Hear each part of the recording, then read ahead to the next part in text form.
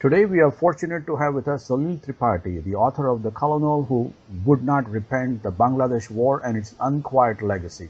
Welcome to Redera, and we are looking forward to hear from you. Thank you very much for having me. Okay. Bangladesh is a country that obviously makes headlines most of the time for the wrong reasons in the international news. And would you explain a little bit the birth of the nation Bangladesh and a little bit of history and geography of the country, and then we can talk a little bit about the book, how the birth of the nation in the recent 1971 after the bloody war, and what happened after that. So kind of set a little bit of context to the most people in the America who may not be aware of what has happened in the last 40 years, and then we can go on to the details in the book. Sure. So Bangladesh was actually is a relatively new country. Its birth was in 1971, and it was originally part of what was the British India, the undivided India, till 1947. But when India was divided into two, India being largely Hindu-dominated but secular nation, and Pakistan, the home of the subcontinent's Muslim, that was the way the division was worked out. At that time, Pakistan itself was in two halves. There was the western half and the eastern half, and the two were divided. I mean, they were separated by close to about 1,000 miles. They were not adjacent to each other. It's a bit like U.S. and Alaska with Canada in between, except that the relations between U.S. and Canada were never that terrible to start a war between them. But here you had two countries, two halves of the country separated, but in the middle was a country with which it had fought at least two wars prior to this war that happened. The main rationale for the starting of the war was that when Pakistan was created as a nation, they decided to make Urdu as a national language. In the western half of Pakistan, they already spoke Punjabi, Dari, Pashto, Sindhi, and many other languages. And on the eastern half, most of the people spoke Bengali. And the Bengali speakers said that, look, we are very far from you, and we should have our language also should matter, and therefore Bengali should also be a national language. But Pakistan turned that down. After that, there were a series of incidents where people in the east felt that they were being treated as a colony by the West Pakistanis, both in terms of the way the economy was run, that there would be investment from from west into east, and a lot of exploitation of the wealth would go on. This is how East Pakistanis saw the whole drama being played out, and therefore they got really annoyed by that and very upset by that. And then there was a cyclone in 1970, and in that cyclone, close to 1 million people, some say even 3 million people died. And this happened again in East Pakistan, which is surrounded by Bay of Bengal, where cyclones are fairly common occurrence, and which is also one of the reasons the country gets into news for the wrong reasons. And at that time, you had this situation where so many people had died, and the response from the federal government was very poor. Soon after that, Pakistan had its first real proper elections where everybody could vote. And what happened was that in the east, out of the 162 seats in the parliament, 160, so all but 2 seats went to one particular party called the Awami League, which was pro-autonomy. In the west, on the other hand, out of 138 seats, one party got 81 seats, Pakistan People's Party. If you put the two together, out of 300 seats, Awami League had 160, so it should have formed the legitimate government of the country. But West Pakistan, the generals did not want it, and Pakistan People's Party did not want it. So negotiations started about how to share power, and at some point, West Pakistani forces decided that they had to declare martial law. They feared that East wanted to separate, and they basically did exactly that. And they declared martial law in March 1971, claiming that East Pakistan wanted to secede. It's debatable whether they wanted to secede or not. They had called for freedom, but they're not called for independence. And the result of that was the crackdown on March 25. And over the 9 months that followed, a lot of people died. I deliberately use the word lot of people died because Pakistani said 26,000 civilians died. Bangladeshis insist it was 3 million, and clearly the truth is somewhere in between. What that in between figure is, we will never know. It was 40 years ago. Contemporary accounts say that between 300 and 500,000 people died. So it was certainly a case of a lot of civilians dying, and certainly a case of crimes against humanity. Mm-hmm. This tragic event that continued for a long time, and we are almost talking after 4 decades now. Many nations in Africa and Asia have found a way to reconcile and look ahead and move on. Even America, the United States of the USA, also had a bloody civil war and found a way to go forward. How the situation is there now? So one of the problems with, and this is what the book goes into to a great extent, is that you could not really come up with a way to have reconciliation. Part of the reason was that the decision was indeed made at the time of the end of the war to have a tribunal which would investigate, explore, and punish and prosecute where necessary war crimes. But the government that wanted to take that decision was overthrown in a very brutal coup in which the prime minister was killed and almost entire family was killed with the exception of two daughters who happened to be out of the country, one of whom is today the prime minister of Bangladesh. You And talk because of about that, you had a situation. Mujibur Rahman. Yeah, Mujibur Rahman was the prime minister. He was murdered in 1975, and his daughter, who was at that time in Germany on a visit, she's today the prime minister. She was elected in 2008, and then she was re-elected. Now, what happened was that Sheikh Hasina, indeed, yes. Now, Mujibur Rahman, after his death, the whole idea about what to do with that conflict and what to do with the reckoning simply paled into insignificance. The reason was this, that the rationale for nationalism in Bangladesh was Bengali language and Bengali identity. On the other hand, the Pakistani view, and on the other hand, there was a view within Bangladesh that we had decided to separate from India in 1947 because we wanted it to be an Islamic country. If we are going to be more and more Bengali, what would be the difference between us and India, which is next door? So those two parallel streams of conversations were going on. And in the period after Mujib died, until 1998, when the first time the Awami League was briefly in power, and later again, until later in 2008, in that entire period, what happened was that that conversation was smothered. And therefore, the conversation about how to deal with the past was muted. Nobody could talk about it. History books were being rewritten and so on. And one way they want to reckon with it is now having these international crimes tribunals that have been set up. Now, they themselves have become very controversial because the idea of international crimes tribunal is not bizarre. I mean, we have the International Criminal Court in The Hague. We have a particular court in Arusha in Tanzania, which looks at the Rwandan genocide. There is a rather controversial tribunal right now in Cambodia, which is also looking at the Cambodian conflict. And also in The Hague are the Yugoslav tribunals, which are looking at the Balkans war. So to have a system which looks at war crimes and tries to come up with a system of punishments is not unusual. I mean, after Second World War, we had the Nuremberg and Tokyo tribunals to look at Nazi and the Axis power war crimes. So none of that is very surprising per se. The interesting thing about the Bangladeshi experience is that they are doing it after 40 years. They cannot get hold of many of the people that Bangladeshis call as perpetrators because they are Pakistanis and they are in Pakistan and they will not be repatriated or they will not be sent or extradited to Pakistan, from Pakistan to Bangladesh to face the trials.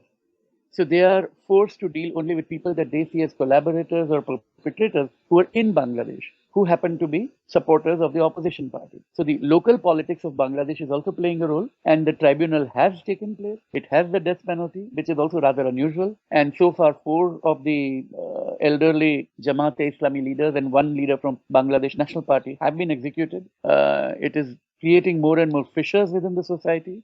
There are people in Bangladesh who feel that this is wrong, that we should let bygones be bygones, we should reconcile. And there are other people who say that, yes, we are willing to forgive, but somebody has to first express remorse. And nobody has apologized, so how can we forgive? And so these are unresolved questions which are being played out right now in Bangladesh. Mm-hmm. Bangladesh legacy in many ways is no different that most of the perpetrators are in Pakistan who cannot be repatriated. And you could say in the modern times or the recent times, the same could be said for Iraq. Many Iraqis feel that they've recently unnecessarily bombed by the Americans, and most of the American generals should also be tried there. And they also committed the mass crimes, but they cannot bring them because they are all based overseas. Correct, indeed. And you can't even probably use the International Criminal Court in this case unless the United Nations Security Council agrees as a rule that these crimes should be investigated. And of course, US has a veto there, so that will not happen. And even the International Criminal Court cannot really take up the case on its own because the US has not ratified it or signed it. It has withdrawn its signature. President Clinton had signed it. President Bush withdrew the signature. So it's not even a member of the court. And if you're not a member of the court, you cannot be tried. Those are all the hard, practical, realpolitik reasons why this cannot happen. Right. So obviously, very well said that there is a politics involved in it, and it creates more fissures within the society rather than bringing people together and making them a whole and taking the nation forward. Yeah. There is a theory. There are 2 theories of justice, right? One is a retributive justice, and the other is restorative justice. I go a little bit about that in the book too. Retributive justice is that somebody has done something wrong to me, then the state intervenes, then the state prosecutes that person and punishes. And my role is simply that of a victim, and I have no role in the procedure that follows. There are good reasons for it, because this is prevent an eye for an eye, and as Gandhi used to say, that makes the whole world blind. So to prevent that, the state takes over the role of the victim and to represent the interest of the victim. The other is a restorative form of justice, where you somehow start to initiate a dialogue between those who have suffered and those who had inflicted the suffering to bring about change. And sometimes these things can work. In Rwanda, there is a case of Gacaca court, where they're trying to do that in crimes that are not really grave crimes. And in South Africa, of course, there's a shining example where you had the Truth and Reconciliation Commission, where people who were the victims of apartheid were able to testify what had happened to them, and people who were perpetrators had to apologize for what had happened. And if they were truthful and honest, then in many cases they were let off. Would you explain, which you have done quite well in the book, in the epilogue, in the prologue, that you explain that the Bengali identity is not what most people would understand outside, people living outside of the subcontinent. That there is a Muslim identity, there is a Bengali identity, yet there are overlays and there is a lot of intertwining with Hindu traditions and Indian traditions and so on. So that creates another mixture of uniqueness there. In fact, that was one of the starting tensions between the way the Pakistani society was constructed. That when, if you look at Punjab and Sindh and that part of the West Pakistan area, religion was a strong glue and a binding force. A large number of Hindus and Sikhs left from Pakistan and came to India. Large number of Muslims from many parts of India who did migrate left for West Pakistan. The interchange of people was relatively less, and I'm saying relatively. There was a lot of interchange, but relatively less in the eastern side. Yes, Biharis went to Bangladesh, and a lot of Hindu Bengalis came, but a lot of Hindus stayed. If you look at the proportion of population in 1947, you had far many more Hindus as a proportion of total population in East Pakistan than in West Pakistan. One reason is, of course, that there was relatively less violence, but the other is that people did see themselves as part of Bengal as an entity. So yes, it had changed its name from India to Pakistan, but they were basically Bengali. It was a culture, it was a language, it was their music, it was their poetry. You could be a Muslim, but you could still like Rabindranath Tagore's poetry. You could be a Hindu and like the poetry of Nazrul Islam. Until about 1960s, a lot of people, and which was a surprise to me. I grew up in India, now I live in London. But until about 1963-64, it was possible for people to, easily travel from one part to another. In the early part of the book, I describe the case of people who had they were literally dual nationals, because, they would study in East Pakistan and work in India, and nobody seemed to mind at that time. Even in the 1964 war, most of the war was on the western sector. There was very little fighting, if at all, on the eastern side. So there was a different sort of relationship, and part of the reason is that the nature of the Islam that prevailed in East Pakistan at that time, which was influenced by Sufism, which was influenced by the music of Baul and the whole Tagore and the whole Rabindra Sangeet and all the culture that followed from that. And as a result of that, the relationship that the people had was much stronger, and the identity was much more cultural rather than religious. And I think it was the failure of imagination on the part of the West to understand that. And I've often thought about it. And after having gone to Bangladesh many times, once on my social networking Facebook page, I had even said that, yes, Bangladesh was never India's, but when was it ever Pakistan? I mean, I've been to both the countries, and the differences are truly glaring. In which way they are glaring? Of course, Bangladesh is very religious to start with. There's no question about it. But there is a greater amount of importance of outward manifestation of culture, where women take part, where they sing, where they dance in public. And by dance, I mean cultural dancing and so on, not necessarily disco dancing or anything of that sort, than before. Of course, it's changing now, because there is a rise of fundamentalist Islam now in Bangladesh. So you do find many more women in the hijab today than you would, let's say, 10 years ago. My first visit was about 25 years ago, and that's when it was quite different. But when you go to rural Bangladesh, which also I have, you find relatively fewer visible manifestations of religion.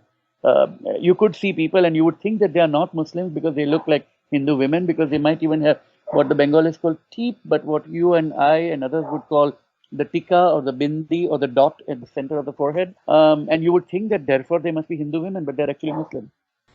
Yeah, so certain cultural traditions have also survived for centuries now. And also another thing is that many Muslims think that Arabic is their most dominant language, but that is not the case. Bengali is also very prevalent in the Muslim society.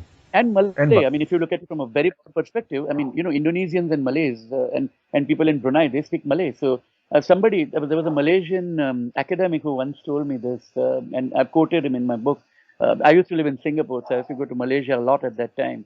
That Arabic is the language of Islam, but Malay is the language of Muslims. And I said, well, not just Malay, Bengali too. He said, yes, of course. Yeah. Mhm, mhm. But the leaders, or the rather rulers of the nation at the time, initially the British, and initially meaning in the recent history, British, and then the Pakistanis, never really got the hang of it. Yeah, I think there was a complete failure to understand that this was not, you could not divide the people simply into one and another on the grounds of religion alone. There were other forces that united them and which made the identity far more complex. Mhm, mhm. So what the government has done or has tried to do that has worked or that has not worked? As in the current Bangladeshi government? Yes, yes. So the current Bangladeshi government actually wants, we say that, you want to have your cake and eat it. So since we are talking about Bangladesh, let's say to have your fish and eat it. Let's put it that way. And I think there is a bit of that on one hand, the government says that it is a secular government and that it believes in having a system where it is primarily, religion is not important. And at the same time, it says that the official religion is Islam. And there is clearly, there is a kind of bipolarity involved here that you can't be both. You have to be either secular, in which case all religions are equal, or no religion matters, as the French would do it in certain ways, or you have to accept that, yes, Islam is the state religion, and therefore maybe in some ways Islamic practices and rituals should dominate. And I think there is this confusion, whereas the other parties that have been in power have progressively tried to increase the influence of Islam. So one government decided to proclaim the country as Islamic Republic of Bangladesh. Another government made it the state religion. A third one insisted, on beginning and on having a lot of Muslim religious festivals, increasing the number of holidays that they would have. So a lot of those that kind of what you and yet another government at one point removed the ban on Jamaat-e-Islami, which was the political party at the time of the partition and the war in 71, which wanted a united Pakistan. It didn't want to divide Pakistan and Bangladesh into two. So there have been governments which have been trying to have this creeping Islamization in Bangladesh. Awami League says it is against it, but at the same time, and says it is secular. And that's Hasina Wajid's party, and she's the current prime minister. But she's not able to take the next step and say that therefore we are a secular state, and therefore Islam is just one of the religions, but not the only one, and certainly not the official one. Mm-hmm, mm-hmm. The Unquiet Legacy, which is the subtitle that you have. Yes. What does it signify, if you want to explain a little bit more? Yeah, and by unquiet, because there is a perception that everything is quiet, because they have let the sleeping dog lie in a sense. They have basically had a very clear manifestation that you've had a conflict, people have died, but let's move on because there have been too many deaths since the coups that took place between 1975 and 1981. A huge number, several people leaders were murdered one after the other, and even people who tried to rise against them were very brutally murdered at that time.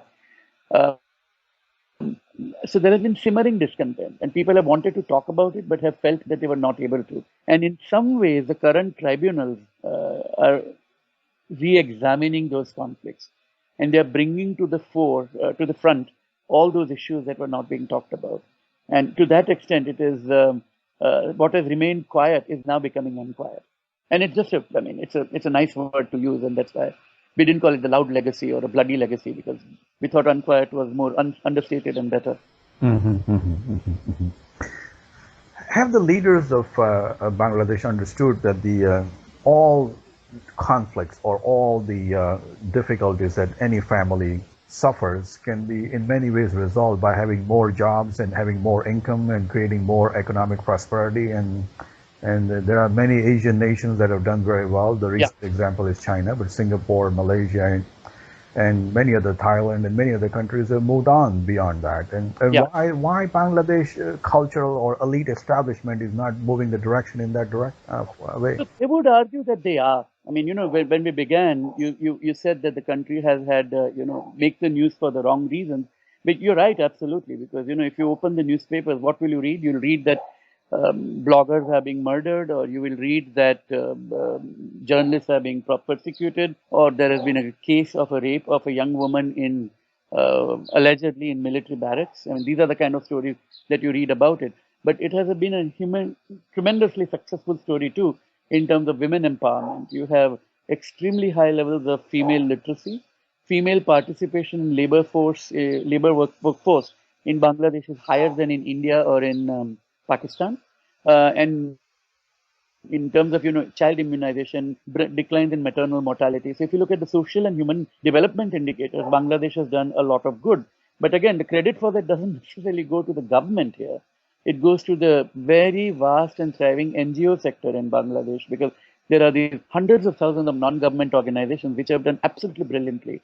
Many of your listeners would be familiar with the work of Muhammad Yunus, who won the Nobel Prize a few years ago by giving very small loans to women to start businesses and become entrepreneurs.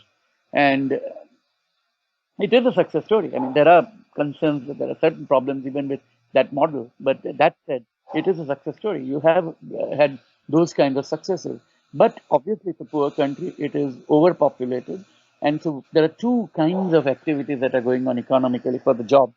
A lot of men, able-bodied men, become migrant laborers in Southeast Asia and the Middle East. If you go to Dubai or Abu Dhabi or many parts of the Middle East, you will find a lot of the construction workers are from Bangladesh, and same with Kuala Lumpur in Malaysia or Singapore City.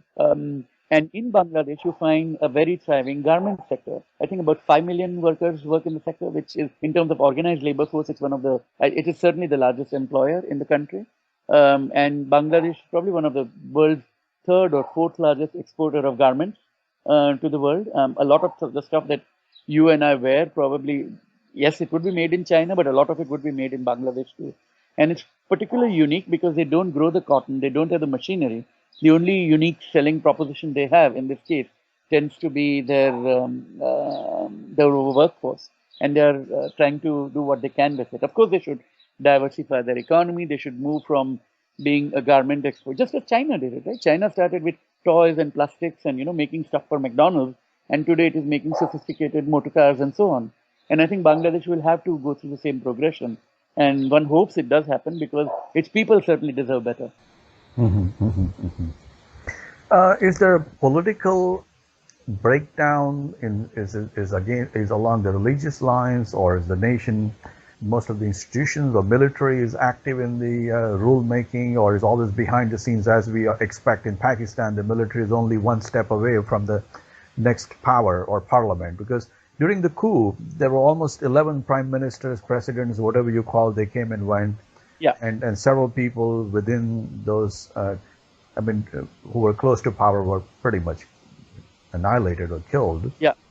And how that situation is evolving, what is the force of military, or more important, how Bangladeshis perceive the role of military should be? So Bangladeshis do like their military, and in fact the military now has a completely different role in a sense, because Bangladesh is one of the largest suppliers worldwide to peacekeeping forces. A lot of the peacekeeping forces around the world that go under the UN's blue flag, very often the troops are from Bangladesh. And Bangladeshi military has, people always worry that, whenever there's a political stalemate, which there's never a dull moment in Bangladeshi politics. So people will always say that at some point military is going to step in. But who can predict these things? I certainly cannot. I'm not a strategic analyst, nor am I an astrologer. But I think that is increasingly unlikely unless something truly spectacularly unstable happens in the country. Given that I don't think the military is interested in stepping in, there is frustration that there is the two parties that run that are dominant, BNP, Bangladesh Nationalist Party, run by Khalida Zia, who has been prime minister twice, and whose husband is the late Ziaur Rahman, who was also a president of Bangladesh. He was a general in the war, military man. And on the other side, you have Awami League with Sheikh Hasina Wajid, whose father, of course, was the founding father of the country, Mujibur Rahman. Both of them have sons. Hasina has a son who may have political ambitions, we don't know. Khalida has a son who also may have political ambitions, we don't know. So in a way, the country has been captured by this family drama. And there are people who wish that there would be an alternative. But the people you speak to certainly don't want the military, therefore, to step in. They would want some other towering figure to emerge. And I don't. I mean, I'm not very sympathetic to people who wait for somebody to emerge. I've always felt that if people are frustrated, then they should take it upon themselves and become part of the change rather than wait. There's a play by called Galileo by Bertolt Brecht, in which Andrea, who's a student of Galileo, Andrea asks Galileo that says that pity the nation that is without heroes, and Galileo tells Andrea that no, pity the nation that feels it needs a hero. Now, obviously it's the war that was fought on the Bangladesh, as we call today, land. But is there any discussion, or is there any, even looking back 40 years from now, in Pakistan about this war? Is there any intellectual honesty there about what went on, and accepting certain blame, and at least telling the truth to the nation? So there is a liberal lobby in Pakistan. I would call it lobby, but there's a liberal intelligentsia, liberal opinion in Pakistan.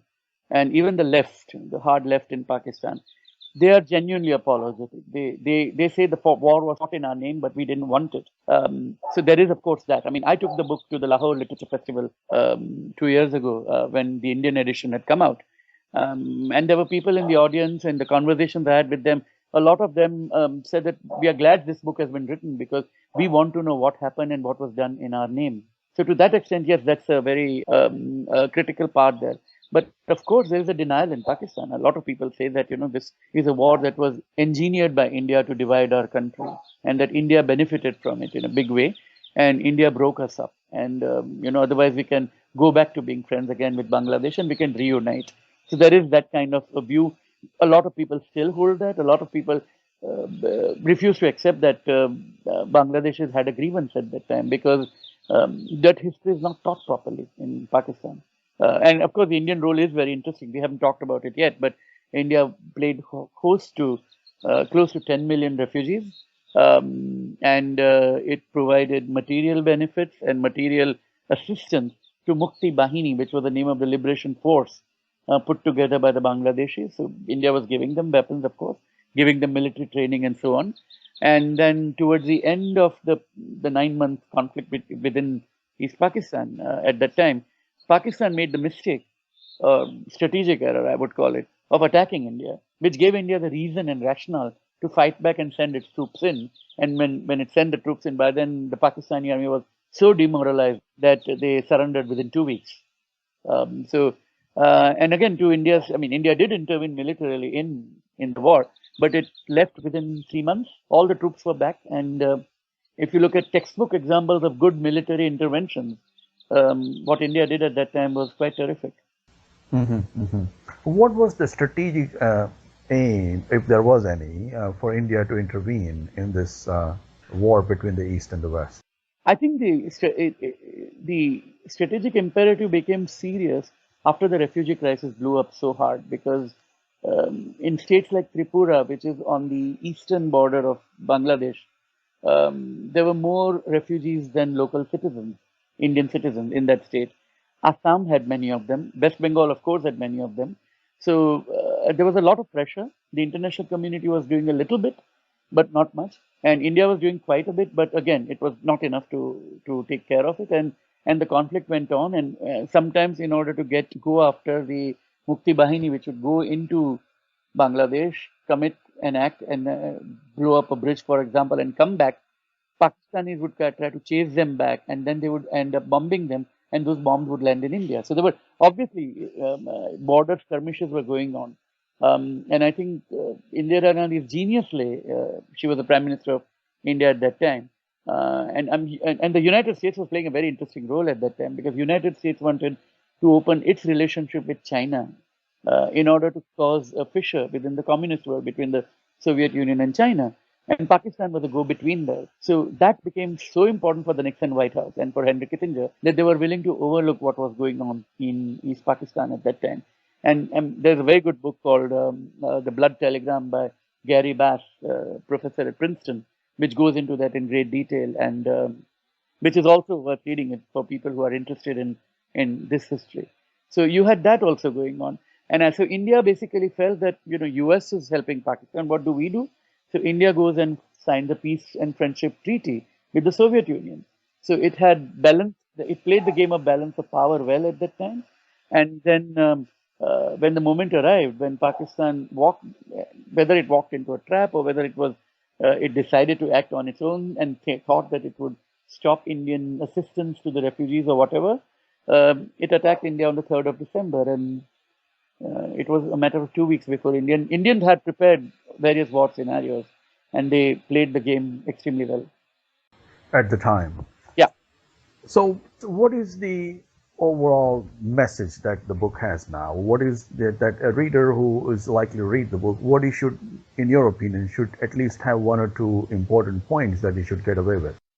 So one of the important points that I suppose 2 or 3 points that I would like to stress. One is that it is an important part of the world, South Asia, and it is an important story what's going on there. We read about the unresolved conflicts of that period continuing to affect the politics of today. I mean, the killings of the bloggers is one example of it, and the attempt by Bangladesh to bring some justice to what happened then in the form of having these tribunals is another form of it. All of that is basically continuation of that conflict. So if one is interested in the role of religion in a modern nation state, if one is interested in how a nation, what is the basis of a nation, Ben Anderson talked about imagined communities. So if a nation is an imagined community, what does the imagination come from? Does it come from language? Does it come from religion? Does it come from some other ethnic force? We don't know. And the way Bangladesh is struggling to evolve is a fascinating story there. The other part about it, which is I think quite interesting in this context, is how, in spite of all the problems, here's a nation which is poor, which was once described as a basket case, is becoming a good example of development model in terms of the human development indicators we talked about. That's I think quite an interesting story. And the third, I'm really interested in the whole idea that we talked about a little earlier about justice, revenge, reconciliation, remorse. What are the basis of that? I mean, if something really horrible is done to somebody, is it easy to forgive? And if so, how? Can we forgive individually or collectively? I mean, this was a point made very well to me by a South African author who also quoted. Her name is Gillian Slower. She's a novelist, lives in London, and a friend of mine. And she said at that time that it's very easy to forgive a community collectively, but very hard when you're a victim to do so individually. Now, this comes from a particular perspective, but then I've also known cases in Cambodia where people have a very calm, almost saying that, terrible things did happen, that nothing is going to be attained by my trying to seek revenge or retribution. Maybe those people will have terrible terrible lives in their next incarnation. And this is closure for them. Sometimes people who want closure, all they want is an apology. People don't necessarily want justice in the form of death penalty or long term in prison or anything like that. Some people want compensation. In the book, you will find interviews with 28 women that I have interviewed over the 3 years of my research there. They were systematically and continuously raped during the 9 months or during significant parts of those 9 months by the troops.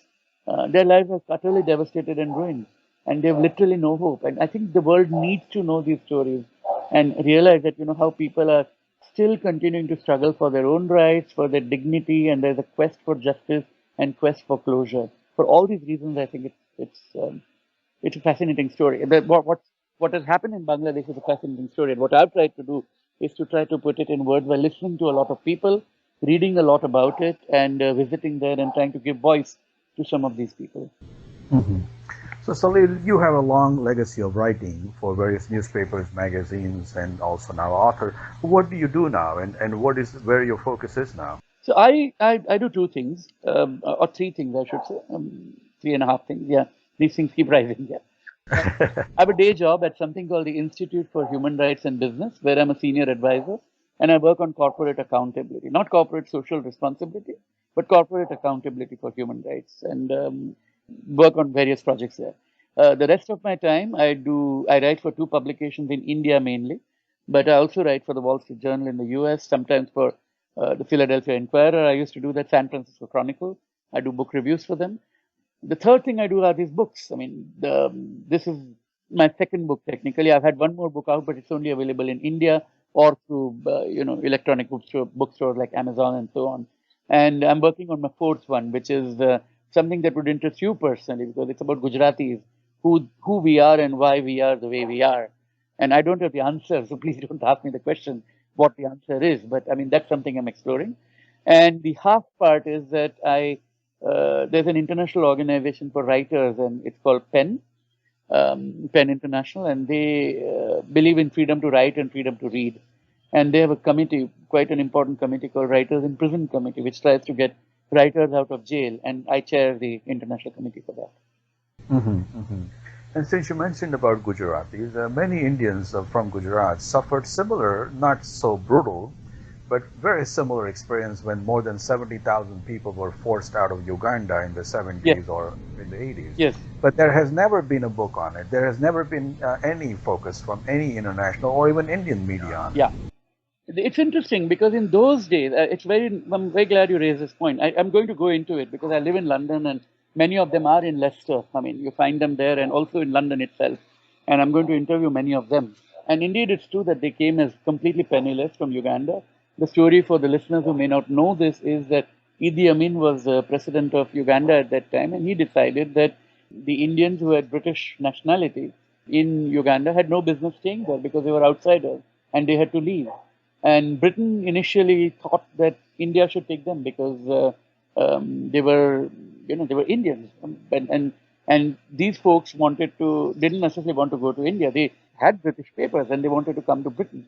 And they did manage to come because Britain had no choice. And Indira Gandhi, who was the prime minister again at that time, did say that, these are British citizens and you can't, just because they are brown, you can't say that, you are not one of us. And in that, on the legal and even the moral principle, she was right, because why should they not be accepted as British? And finally, they ended up going there, but still hankering for wanting to go back. There's a great film that Meera Nair had made about this scheme called Mississippi Masala some years ago.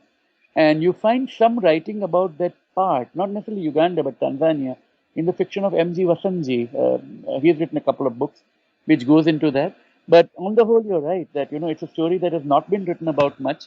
There have been some hagiographical biographies of businessmen who have, rebuilt their lives and done very well and so on. But otherwise, it's probably forgotten because the Ugandan Gujaratis, they were not just Gujaratis, but many of them were indeed Gujaratis, who did move to Britain, ended up blending themselves very successfully. You find them today as lawyers, bankers, doctors, some of them are in politics and so on.